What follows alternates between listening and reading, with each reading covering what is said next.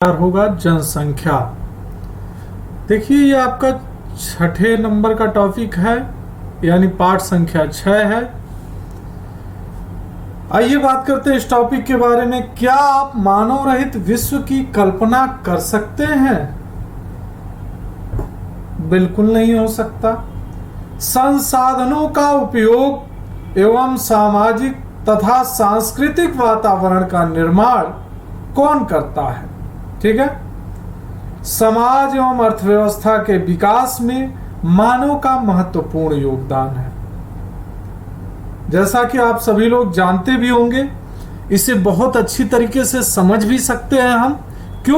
क्योंकि यहाँ पे जो बात की गई है वो विशेष रूप से हमारे और सिर्फ आपके साथ ही इन सब चीजों की चर्चा की गई है, इन सारे पॉइंट की चर्चा की गई है।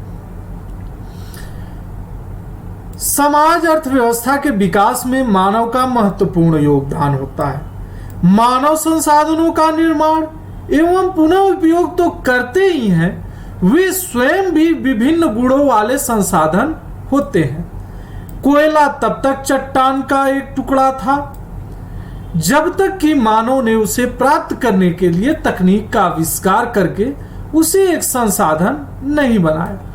तो संसाधन क्या है? तो संसाधन वह व्यवस्था है जिसके जरिए हम किसी वस्तु को क्या करते हैं, उस स्वरूप में परिवर्तित करते हैं जिससे उस वस्तु से हम ज्यादा से ज्यादा लाभ प्राप्त कर सके, या वह वस्तु हमें ज्यादा से ज्यादा लाभ प्रदान कर सके। ठीक है, वही संसाधन कहे जाएंगे। चूंकि यह सारी क्रियाएं कौन करता है? यह सारी क्रियाएं मानव करता है, हम और आप करते हैं। क्योंकि हम ही तो उसमें तकनीकी का इस तरह से प्रयोग करते हैं कि उससे हम ज्यादा से ज्यादा लाभ प्राप्त कर सकें। इसीलिए हम और आप भी एक संसाधन के रूप में जाने जाते हैं। प्राकृतिक घटनाएं जैसे बाढ़ या सुनामी जब किसी घनी आबादी वाले शहर, गांव को प्रभावित करते हैं, तभी वो आपदा बनते हैं। ठीक है, तो देखिए प्राकृतिक वातावरण में देखिए जल का स्रोत तो है। मान लीजिए वर्षा के रूप में हमें जल स्रोत तो प्राप्त होता है, लेकिन क्या होता है, यदि उसे हम व्यवस्थित नहीं करेंगे, यदि उसे हम नियंत्रित नहीं करेंगे, तो वह बाढ़ के रूप में परिवर्तित हो जाएगा और वह मानव जीवन के लिए या मानव सभ्यता के लिए क्या करेगा, विनाश का कार्य करने लगेगा। इसीलिए क्या करते हैं, हम उसे नियंत्रित करते हैं, बाढ़ के पानी का संचयन करते हैं, वर्षा के पानी का इस प्रकार से प्रयोग करते हैं जिससे वह एक नियंत्रित क्रमबद्ध प्रक्रिया के रूप में ज्यादा से ज्यादा लोगों को लाभ पहुंचा सके। ठीक है, इसीलिए सामाजिक अध्ययन में जनसंख्या एक आधारित तत्व है। ठीक है, तो जनसंख्या जितनी ही ज्यादा होगी, वहां जितनी ही ज्यादा या कम होगी, वहां के क्षेत्र के लोगों का विकास उस जनसंख्या के साक्षरता या उनके बुद्धि एवं विवेक पे बहुत ज्यादातर निर्भर करता है, बहुत ज्यादा डिपेंड होता है। इसीलिए किसी भी समाज को या किसी भी क्षेत्र में या किसी भी राष्ट्र में जनसंख्या का अति महत्वपूर्ण योगदान होता है, या जनसंख्या अति महत्वपूर्ण तत्व मानी जाती है। यह एक संदर्भ बिंदु है जिससे दूसरे तत्वों का अवलोकन किया जाता है तथा उसके अर्थ एवं महत्व ज्ञात किए जाते हैं। संसाधन, आपदा एवं विनाश का अर्थ केवल मानव के लिए ही महत्वपूर्ण है। उनकी संख्या, वितरण, वृद्धि एवं विशेषताएं या गुण पर्यावरण के सभी स्वरूपों को समझने तथा उनकी विवेचना करने के लिए मूल पृष्ठभूमि प्रदान करते हैं। ठीक है, तो देखिए मानव के अंदर ही विवेक का इस प्रकार से विकास हुआ है कि वह सभी तत्वों का बारीकी से विश्लेषण कर सकता है, उनके गुणों का अध्ययन कर सकता है, वह अपनी स्वेच्छा के अनुसार उसमें परिवर्तन भी संभव कर सकता है और उसका प्रयोग भी कर सकता है। मानव पृथ्वी के संसाधनों का उत्पादन एवं उपभोग करता है, इसलिए यह जानना आवश्यक है कि एक देश में कितने लोग निवास करते हैं, वे कहां एवं कैसे रहते हैं, उनकी संख्याओं में वृद्धि क्यों हो रही है तथा उनकी कौन कौन सी विशेषताएं हैं। भारतीय जनगणना हमारे देश की जनसंख्या से संबंधित जानकारी हमें प्रदान करती है। यानी भारत सरकार द्वारा जो प्रति 10 वर्ष पर गणना कराई जाती है, वही जनगणना हमें भारतीय राष्ट्र में या भारतीय भूभाग में निवास करने वाले समस्त जनमानस के आंकड़ों को प्रस्तुत करती है या उसकी जानकारी हमें प्रदान करती है। सबसे पहले हम जनसंख्या से संबंधित 3 प्रमुख प्रश्नों पर विचार करेंगे। आइए देखते हैं कौन कौन से प्रश्न हैं। जनसंख्या का आकार एवं वितरण, ठीक है ना।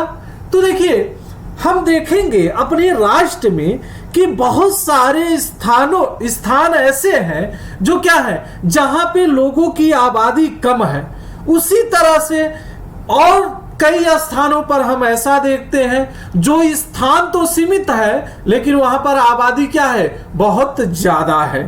ठीक है, जैसे हम बात करते हैं अंडमान निकोबार में आबादी बहुत कम हमें दिखाई देती है, क्षेत्रफल बहुत ज्यादा है। यदि दिल्ली महाराष्ट्र की बात करते हैं तो यहां क्या है, क्षेत्रफल तो सीमित है लेकिन आबादी उसके अनुसार बहुत ही ज्यादा है। दूसरा प्रश्न क्या होगा, जनसंख्या वृद्धि एवं जनसंख्या परिवर्तन की प्रक्रिया। यानी जनसंख्या वृद्धि किस प्रकार से है, बढ़ रही है या घट रही है। ठीक है ना। देखिए, कहने का मतलब यदि जन्म दर उच्च है तो जनसंख्या वृद्धि है, यदि मृत्यु दर उच्च है यानी जनसंख्या क्या है, घट रही है।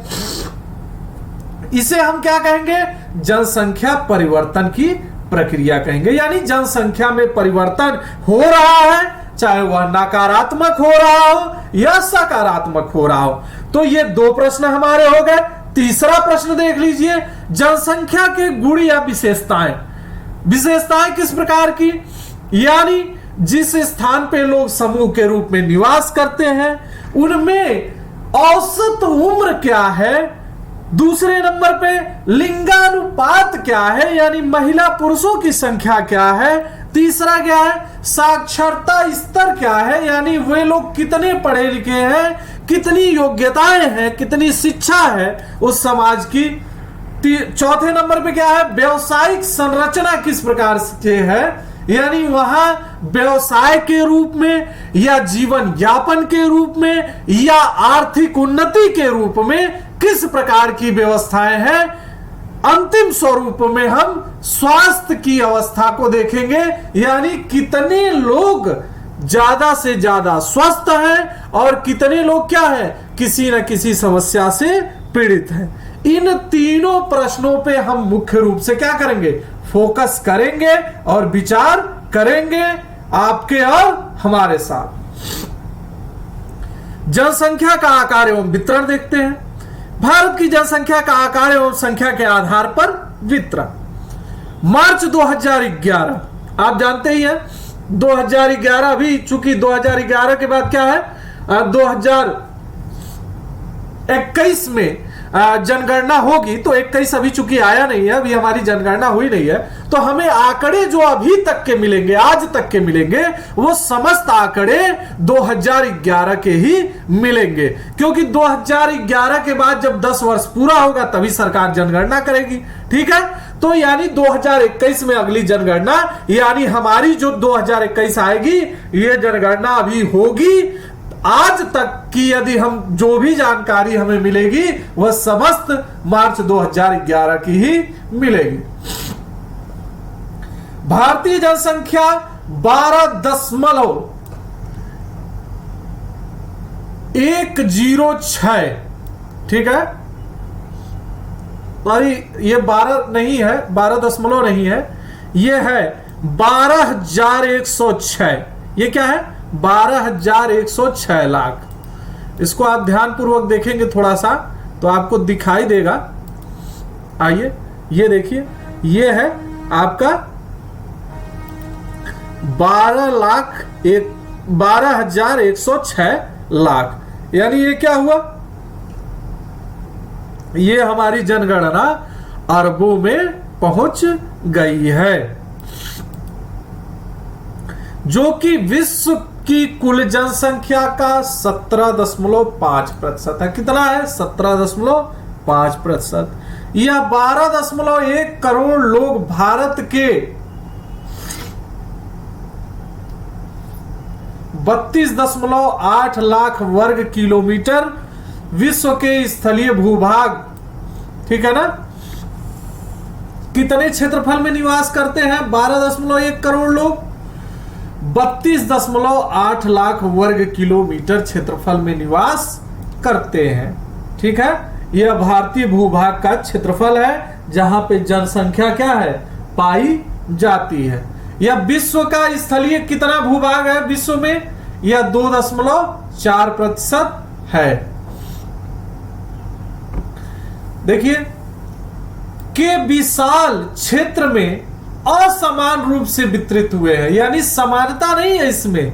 हमने बताया ना आपको, कहीं पे आप देखेंगे कि जनसंख्या बहुत ज्यादा है और कहीं पे जनसंख्या बहुत कम है। आइए देख लेते हैं, एक पॉइंट दिया गया है जनगणना का।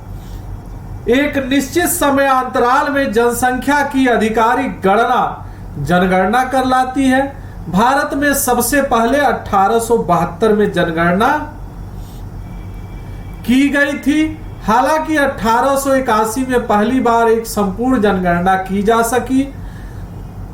उसी समय से प्रत्येक 10 वर्ष पर जनगणना होती है। भारतीय जनगणना जनसांख्यिकी, सामाजिक और आर्थिक आंकड़ों का सबसे बृहद स्रोत है। आइए देखते हैं।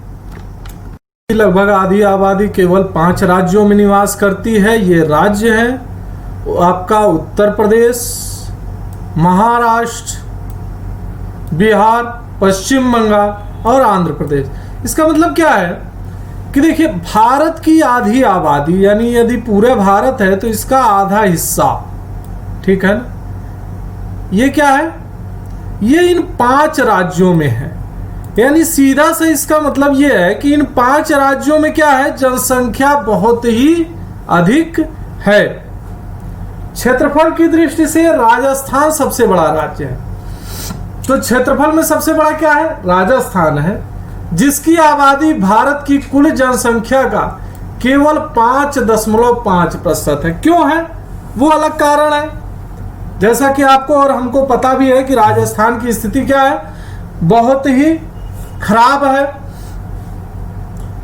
जीवन निर्वहन स्तर की बात करें तो समस्याएं बहुत ज्यादा हैं। क्यों? क्योंकि वहां हम देखेंगे मरुस्थलीय भागों का क्षेत्रफल हमें ज्यादा दिखाई देगा, जिसके कारण जीवन क्या है? अत्यंत ही कठिन है। इसीलिए यहां जनसंख्या क्या करती है? कम से कम निवास करती है। घनत्व के आधार पर भारत में जनसंख्या वितरण, जनसंख्या घनत्व असमान वितरण का बेहतर चित्र प्रस्तुत करता है। प्रति इकाई क्षेत्रफल में रहने वाले लोगों की संख्या को जनसंख्या घनत्व कहते हैं।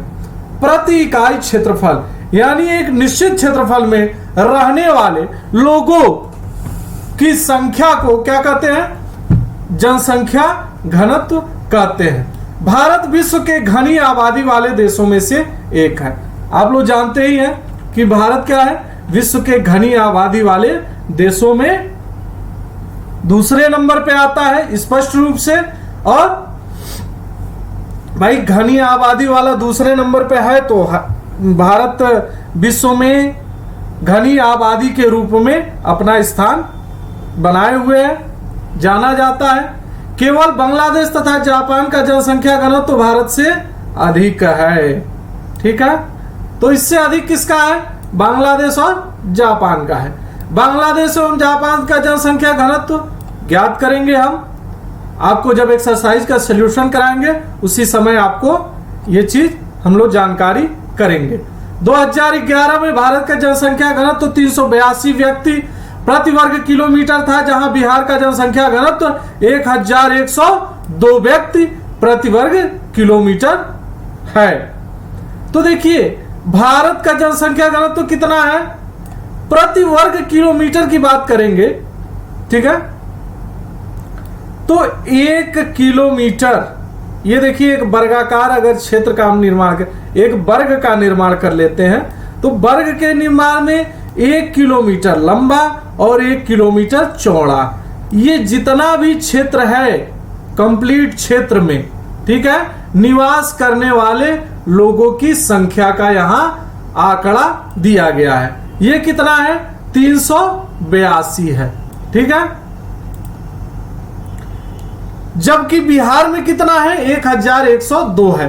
तो आप देख सकते हैं भारत के सापेक्ष में सिर्फ मात्र एक बिहार राज्य की स्थिति को यदि हम देखते हैं तो ये क्या है, बहुत अधिक है। वहीं अरुणाचल प्रदेश में यह 17 व्यक्ति प्रति वर्ग किलोमीटर है। तो अरुणाचल प्रदेश में आप देख सकते हैं कितना कम हो गया है, कितना घट गया है, ठीक है। तो चित्र 6.3 राज्य स्तरीय जनसंख्या घनत्व के असमान वितरण को दर्शाता है, ठीक है। तो किस राज्य में कितना प्रतिशत जनसंख्या निवास करती है भारत में, यही आपको इस चित्र में दिखाया गया है। आप देख सकते हैं इस चित्र को, जो आपको चैप्टर मिला हुआ है पढ़ने के लिए, उस चैप्टर में ये चित्र बना हुआ है, इसे आसानी के साथ समझ सकते हैं। यहाँ पंजाब में 2 है, आसाम में 2%, झारखंड में 2%, केरल में 3%, ओडिशा में 3%, गुजरात में 5%, कर्नाटक 5%, राजस्थान 6%, तमिलनाडु 6%, मध्य प्रदेश 6%, उत्तर प्रदेश में देखिए 16% है, महाराष्ट्र में जबकि 9% है, बिहार में भी 9% है। तो सर्वाधिक जनसंख्या कहां आ रहा है, 16% उत्तर प्रदेश में आ रहा है। चूंकि उत्तर प्रदेश का क्षेत्रफल भी ज्यादा है इसलिए यह बहुत नहीं कहा जाएगा, लेकिन क्षेत्रफल के अकॉर्डिंग जनसंख्या सर्वाधिक कहां निवास कर रही है, बिहार राज्य में निवास कर रही है, ठीक है। आइए यहां पे हम देख लेते हैं, ये जो आपको भारत के चित्र में दिया गया है मानचित्र में, वहां चूंकि हमें एक डायग्राम बना के दिखाया गया था, यहां हम क्या करेंगे, भारत के मानचित्र पे इसका अध्ययन करेंगे कि किस राज्यों में किस प्रकार की जनसंख्या निवास करती है। व्यक्ति प्रति वर्ग किलोमीटर में है। अब प्रति वर्ग किलोमीटर मैंने आपको समझाया है, प्रति वर्ग किलोमीटर में निवास करने वाले लोगों की जनसंख्या ही क्या कही जाती है, जनसंख्या घनत्व कही जाती है। तो देखिए 250 से कम जहां पे है, ठीक है, वहां कौन से कलर का है, ग्रीन कलर का, यानी ये आपका मध्य प्रदेश, छत्तीसगढ़, राजस्थान, उत्तराखंड, अरुणाचल प्रदेश, नागालैंड, मणिपुर, मिजोरम, मेघालय, जम्मू कश्मीर, हिमाचल, उत्तराखंड, ये सभी क्या है, जहां जनसंख्या प्रति वर्ग किलोमीटर 250 लोगों से कम है। जहां 250 से ज्यादा हो लेकिन 500 लोगों से कम हो, वो राज्य कौन कौन से हैं, वो आपको इस कलर में मिलेंगे। ये आपको गुजरात हो गया, ये आपका दादर नगर हवेली, महाराष्ट्र, कर्नाटक, आंध्र प्रदेश, ओडिशा, झारखंड, असम, ये ऐसे राज्य हैं। 601 से 750, देखिए 501 से 750, यानी 500 से अधिक हो लेकिन 750 से कम हो, तो ये आपको तमिलनाडु में मिल जाएंगे, पंजाब में मिल जाएंगे, हरियाणा में मिल जाएंगे, ठीक है, ऐसे राज्य। अब जहां 750 से ज्यादा हो लेकिन 1000 से कम हो, तो ये आपको यहां केरल में मिल जाएंगे और यहां पे आपको उत्तर प्रदेश में मिल जाएंगे, ठीक है। अब 1000 से अधिक जहां क्या है, सर्वाधिक जनसंख्या घनत्व बना हुआ है, जनसंख्या घनत्व क्षेत्र बना हुआ है, वह है देखिए आपका बिहार और बंगाल, ठीक है। तो ये मानचित्र के अकॉर्डिंग, भारतीय मानचित्र के अकॉर्डिंग हमने इसका अध्ययन किया। आइए देखते हैं 250 व्यक्ति प्रति वर्ग किलोमीटर से कम जनसंख्या वाले राज्यों के नाम बताइए। तो ये आप बता सकते हैं आसानी से मानचित्र का अध्ययन करके। यहां पे आप क्या कहेंगे, मध्य प्रदेश है, छत्तीसगढ़ है, राजस्थान है, हिमाचल है, जम्मू कश्मीर है, अरुणाचल प्रदेश है, मणिपुर है, नागालैंड, मिजोरम और यहाँ पे मेघालय स्थित है, ठीक है। तो ये सभी क्षेत्र क्या है, 250 जनसंख्या से, यानी 250 व्यक्ति प्रति वर्ग किलोमीटर से क्या है, कम है। पर्वतीय क्षेत्र तथा प्रतिकूल जलवायु अवस्था इन क्षेत्रों की विरल जनसंख्या के लिए उत्तरदायी है। क्यों? क्योंकि यहाँ का जो मौसम है और जो यहाँ का क्षेत्र है, यह क्या है, मानव जीवन यापन के लिए क्या है, अत्यंत ही सुगम होने के कारण यहां जनसंख्या घनत्व आपको सर्वाधिक मात्रा में दिखाई देते हैं। ठीक है, आइए आगे देख लेते हैं। असम एवं अधिकतर प्रायद्वीपीय राज्यों का जनसंख्या घनत्व मध्यम है। पहाड़ी, कटे छठे एवं पथरीली भूभाग, मध्यम से कम वर्षा, छिछली एवं कम उपजाऊ मिट्टी इन राज्यों के जनसंख्या घनत्व को प्रभावित करती है। क्यों? क्योंकि यहाँ पे जनसंख्या के निवास करने के लिए कुछ परिस्थितियां प्रतिकूल हैं, जिनके कारण यहाँ जनसंख्या कम निवास करती है। उत्तरी मैदानी भाग एवं दक्षिण में केरल का जनसंख्या घनत्व तो बहुत अधिक है, क्योंकि यहाँ समतल मैदान एवं उपजाऊ मिट्टी पाई जाती है तथा पर्याप्त मात्रा में वर्षा होती है। उत्तरी मैदान के अधिक जनसंख्या घनत्व वाले 3 राज्यों के नाम बताइए। ठीक है, तो आप 3 राज्यों के नाम बता सकते हैं उत्तरी मैदान में जनसंख्या घनत्व वाले। ये आपका उत्तरी मैदान बना हुआ है। ठीक है, ये उत्तर का मैदान, बिहार बता सकते हैं, बंगाल बता सकते हैं। ठीक है, उसके बाद से आप उत्तर प्रदेश बता सकते हैं। ये सभी क्या है, घने जनसंख्या वाले हैं। ठीक है, इन सब की जो भी प्रश्न इसमें आएंगे उसकी चर्चा हम लोग लास्ट में सॉल्यूशन के दिन करेंगे। फिलहाल हम अपने टॉपिक को कवर करेंगे पढ़ते हुए और अच्छी तरीके से समझते हुए। जनसंख्या वृद्धि एवं जनसंख्या परिवर्तन की प्रक्रिया। जनसंख्या एक परिवर्तनशील प्रक्रिया है। आबादी की संख्या वितरण एवं संगठन में लगातार परिवर्तित होता है। यह परिवर्तन 3 प्रक्रिया, जन्म, मृत्यु एवं प्रवास के आपसी संयोजन के प्रभाव के कारण होता है। तो देखिए, जनसंख्या परिवर्तन के 3 मुख्य कारण हम समझेंगे। पहला नंबर जन्म दर किस प्रकार का है, दूसरा नंबर मृत्यु दर किस प्रकार का है, और तीसरा नंबर प्रवास किस प्रकार से हो रहा है। प्रवास यानी कहेंगे हम पलायन एक तरह से, यानी कोई भी अपने स्थान को छोड़ के यदि किसी अन्य राष्ट्र या किसी अन्य राज्य में जाकर निवास करने लगता है तो उसे हम क्या कहेंगे, प्रवास कहते हैं। जन्म दर की बात होगी तो जन्म में शिशुओं का जो जन्म दर होगा उसी के आधार पे हम कहेंगे जनसंख्या बढ़ रही है या घट रही है। मृत्यु दर की बात करेंगे, सामान्य मृत्यु दर तो है ही। दूसरे नंबर, यदि स्वास्थ्य एवं चिकित्सीय सुविधाओं के अभाव में भी यदि मृत्यु दर ज्यादा है तो भी जनसंख्या का परिवर्तनशील होना निश्चित है। ठीक है, तो ये 3 कारण हमारे मुख्य होंगे। आइए देखते हैं जनसंख्या वृद्धि। जनसंख्या वृद्धि का अर्थ होता है किसी विशेष समय अंतराल में, जैसे 10 वर्षों के भीतर किसी देश राज्य के निवासियों की संख्या में परिवर्तन। इस प्रकार के परिवर्तन को 2 प्रकार से व्यक्त किया जा सकता है। पहला सापेक्ष वृद्धि तथा दूसरा प्रतिवर्ष होने वाले प्रतिशत परिवर्तन के द्वारा। यानी यदि हम देखेंगे पिछले वर्ष की तुलना में, यानी पिछली जो जनसंख्या आई है उसके तुलना में यदि इन 10 वर्षों में जनसंख्या में वृद्धि हुई है तो यह क्या है, हमारा जनसंख्या परिवर्तन है या जनसंख्या वृद्धि है।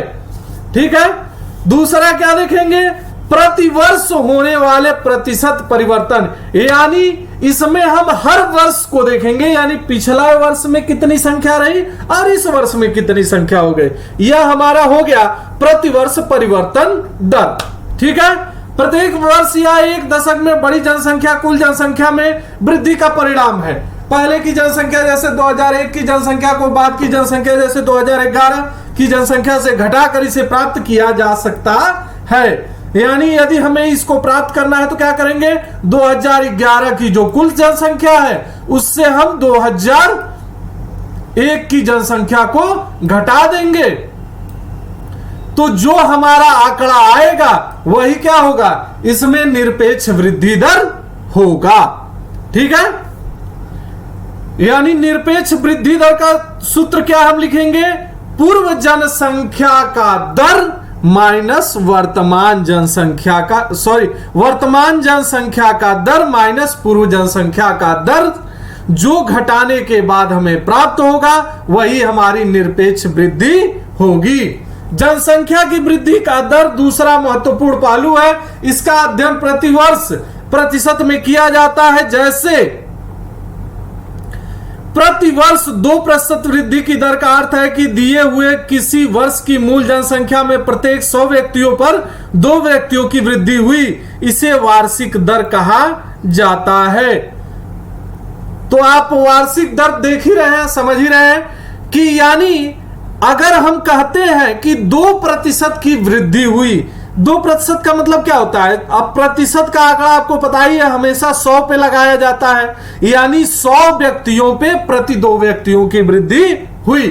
भारत की आबादी 1991 में 3,610 लाख से बढ़कर 2011 में 12,100 लाख हो गई। ठीक है, सारणी के अनुसार भी हम देख सकते हैं 1951 में क्या स्थिति थी और 2011 में किस प्रकार से है। 1951 से 1981 तक जनसंख्या की वृद्धि दर नियमित रूप से बढ़ रही थी। जनसंख्या में तीव्र वृद्धि की व्याख्या करता है जो 1951 में 3,610 लाख से 1981 में 6,830 लाख हो गई, किंतु 1981 से वृद्धि दर धीरे धीरे कम होने लगी। इस दौरान जन्म दर में तेजी से कमी आई। फिर भी केवल 1990 में कुल जनसंख्या में 1820 लाख की वृद्धि हुई थी। इतनी बड़ी वार्षिक वृद्धि इससे पहले कभी नहीं हुई थी। इस पर ध्यान देना आवश्यक है कि भारत की आबादी बहुत अधिक है। जब विशाल जनसंख्या में कम वार्षिक दर लगाया जाता है तब इसमें सापेक्ष वृद्धि बहुत अधिक होती है। जब 10 करोड़ जनसंख्या में न्यूनतम दर से वृद्धि होती है तब भी जुड़ने वाले लोगों की कुल संख्या बहुत अधिक होती है। भारत की वर्तमान जनसंख्या में वार्षिक वृद्धि संसाधनों एवं पर्यावरण के संरक्षण को निष्क्रिय करने के लिए पर्याप्त है। वृद्धि दर में कमी जन्म दर नियंत्रण के लिए किए जा रहे प्रयासों की सफलता को प्रदर्शित करता है। इसके बावजूद जनसंख्या की वृद्धि जारी है तथा 2045 तक भारत चीन को पीछे छोड़ते हुए विश्व के सबसे अधिक आबादी वाला देश बन सकता है। क्यों? क्योंकि यहां पे वृद्धि दर क्या है? सर्वाधिक है। जन्म दर क्या है? सर्वाधिक है। हालांकि सरकार द्वारा बहुत सारे ऐसे प्रावधान किए गए हैं जिसमें जनसंख्या वृद्धि दर को नियंत्रित करने का प्रयास किया जा रहा है। बावजूद इसके लोगों में जागरूकता के अभाव एवं शिक्षा के अभाव के कारण जनसंख्या वृद्धि हो रही है। जनसंख्या वृद्धि परिवर्तन की प्रक्रिया जनसंख्या में होने वाले परिवर्तन की 3 मुख्य प्रक्रियाएं हैं: जन्म दर, मृत्यु दर, प्रवास। जन्म दर एवं मृत्यु दर के बीच का अंतर जनसंख्या की प्राकृतिक वृद्धि है। ठीक है, एक वर्ष में प्रति 1000 व्यक्तियों में जितने जीवित बच्चों का जन्म होता है उसे जन्म दर कहते हैं।